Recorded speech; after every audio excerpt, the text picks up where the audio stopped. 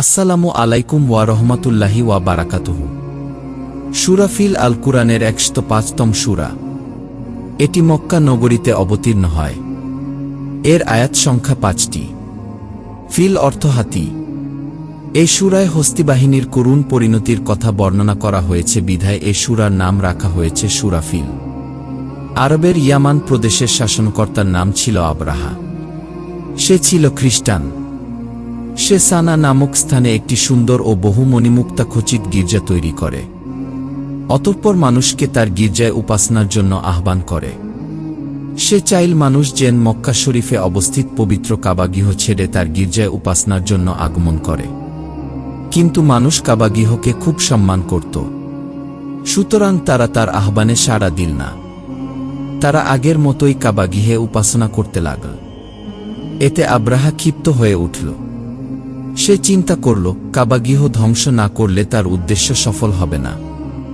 এজন্য সে ৫৭০ খ্রিস্টাব্দে কাবাগৃহ ধ্বংসের জন্য মক্কা নগরীর উদ্দেশ্যে যাত্রা করে। সে বহু সৈন্য সংগ্রহ করে এবং ১৩টি বিশালকায় শক্তিশালী হাতি নিয়ে অগ্রসর হয়। আব্রাহার আক্রমণের সংবাদ পেয়ে আব্দুল মুত্তালিব কুরাইশদের পাহাড়ে আশ্রয় নিতে বললেন। আব্দুল মুত্তালিব ছিলেন রাসূলুল্লাহ সাল্লাল্লাহু আলাইহি ওয়াসাল্লাম এর দাদা ও কুরাইশদের সর্দার। তিনি জানতেন যে কাবা হল আল্লাহর ঘর। সুতরাং এ ঘরের রক্ষার দায়িত্ব আল্লাহরই উপর। আব্দুল মুত্তালিবের নির্দেশে কুরাইশগণ পার্শ্ববর্তী পাহাড়ে আশ্রয় নিল। পরদিন ভোরে আব্রাহা তার বাহিনী নিয়ে কাবা অভিমুখে রওয়ানা হল। এমন সময় আল্লাহ তাআলা সমুদ্রের দিক থেকে ঝাঁকে ঝাঁকে আবাবিল পাখি প্রেরণ করলেন। আবাবিল পাখি হল এক প্রকার ছোট পাখি। এরা দুই পায়ে দুটি এবং ঠোঁটে একটি করে কঙ্কর নিয়ে এলো। অতঃপর এগুলো আব্রাহার বাহিনীর উপর নিক্ষেপ করল। ফলে আব্রাহার সৈন্যবাহিনী ধ্বংস হয়ে গেল। আর আব্রাহা আহত অবস্থায় পালিয়ে গেল। পরে তার ক্ষতস্থানে পচন ধরে এবং ভয়ঙ্কর কষ্টের পর সে মারা যায়।